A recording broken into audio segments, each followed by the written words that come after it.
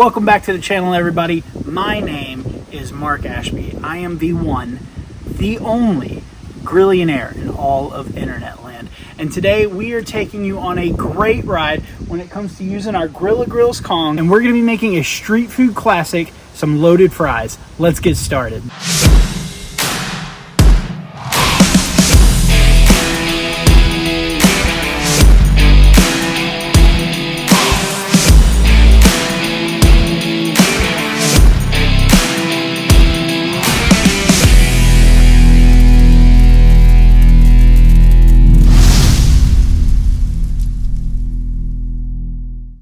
Street food is a classic when it comes to barbecue style, and I've got my Grilla Grills Kong fired up to about 375, and inside here I've got a Le Creuset pot loaded with oil that is heated and ready to go. We are going to be making this beautiful street food classic all on the Kong. This street food of loaded fries has a lot of steps because not only were we making this like a street food style, but we're dropping it with a little bit of elegance. So the first thing I did was I took some russet potatoes, organic kind, and I skinned them down. Once I pulled off the skin, I chopped off the bottom, and then I sliced into 3 or 4 different rows, about 1/4 inch of each piece, and cut them in to individual fries like this.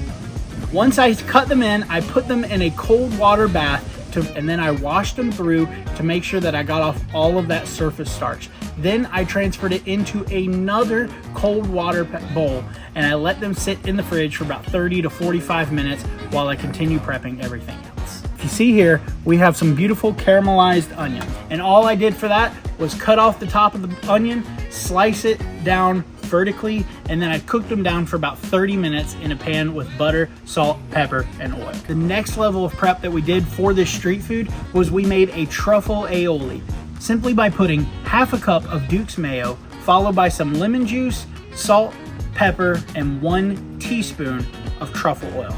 We mixed all that together, and that is gonna be one of our toppings that gives it this nice, elegant touch. And before I put this oil and pot in here to let it come up to temperature, I took a steak, a New York strip from 1885, and it's black Angus. I stuck it right on the man grates, and it gave us beautiful grill marks. From there, I brought it up to an internal temperature of about 115 to 117. I set it aside and we let it rest for about 10 minutes. That's gonna be the final piece of our beautiful loaded fries. Strip steak, cut down and put on top of the fries. We have our hand cut and horribly inconsistent fries here.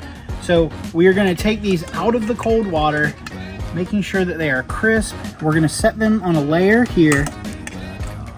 And what this is gonna do is we're gonna take out all the water, so we're gonna pat it down and make sure they're dry before they go into the oil, because we don't want water and oil going together, especially really hot oil. They don't mix. Now, a way we know that these fries are ready to go is because if you see here, it's snapped, right? It's not soggy, it's not wet, it's crisp. That is one way we can tell that these potatoes are perfect and ready to go in that oil. Now that the fries are mostly dry, we're gonna come around here. We're gonna take our Tyfer Instaprobe. I don't have a oil fryer thermometer, but I do have this Tyfer Instaprobe. It is super accurate, and we're looking for right around 300 to we're at 320. Right where we wanna be. We're gonna par fry these, pull them out after a couple minutes just so they cook on the inside. Then we're gonna put them back in for another 2 minutes, get that outside nice and crispy and brown. We've got our fries right here, looking nice and beautiful. Now, we're gonna pardo these. We're gonna set them in the fryer for just a few minutes and let them cook. It's good that we see bubbles on here because that means that it's cooking and it's not gonna absorb moisture and become soggy. A good thing to do is make sure that you stir it around because you don't want to make them stick. You don't want to let them stick to the bottom. So make sure that you stir them around just a little bit. We're gonna have to cook the fries 2 different times just to make sure that we get them all. We don't want to overload the oil with a bunch of fries at once. They've been cooking about 3 minutes, and I want to show you how they look. You can see that they are still white. They have not turned brown yet, which is good. So we're going to set this in a single layer across the sheet here to make sure that we can cook all of them evenly. We don't want to throw them in a pile because the center ones can get hot and the other ones, or the outside ones, will get cold. Setting them on a rack like this lets them all cook evenly. I'm gonna close this lid once I get all the fries out, and we're gonna let the oil come up to 375 degrees. That's the temperature you want it to be at when you fry them again. While the fries are cooling down before we throw them in for their second fry, we're gonna do a little prep. Now here I have this gorgeous New York strip. Look at those sear marks. Look at how beautiful this steak is. All I'm going to do is cut this into strips. I cooked a little more than I wanted to. Look at how beautiful that is cut and cooked. They are juicy. We have the steak strips now.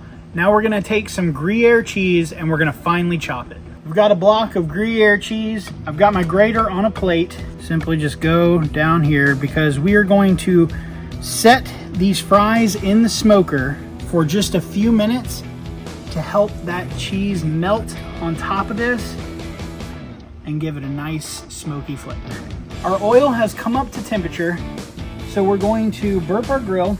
We're gonna drop our fries back in, and this is what's gonna make them nice and golden brown. I want to be a cautionary tale here because we are using oil over a live fire.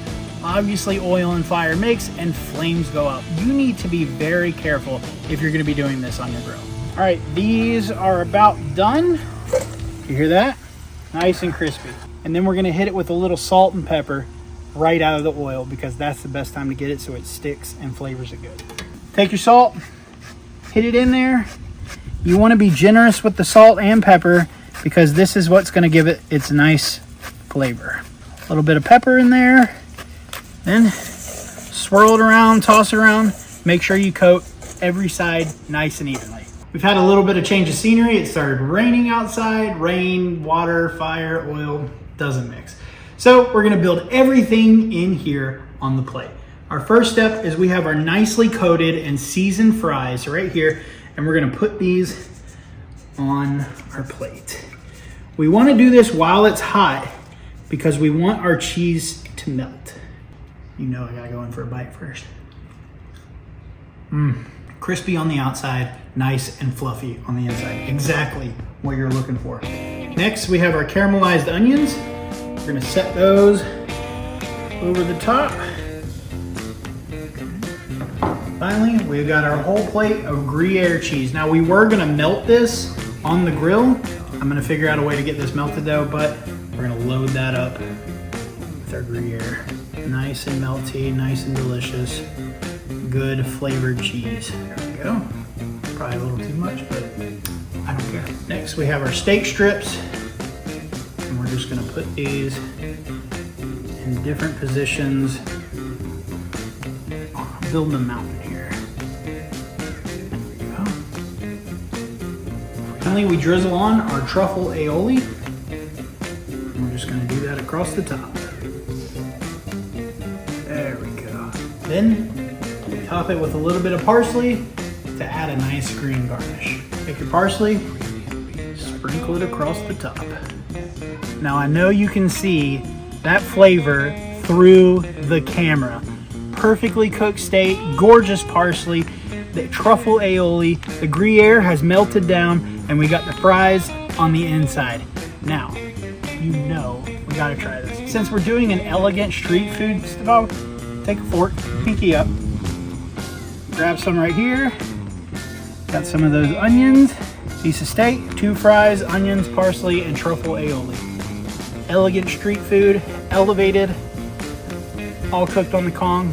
You know this is gonna be perfect, just like me. Cheers.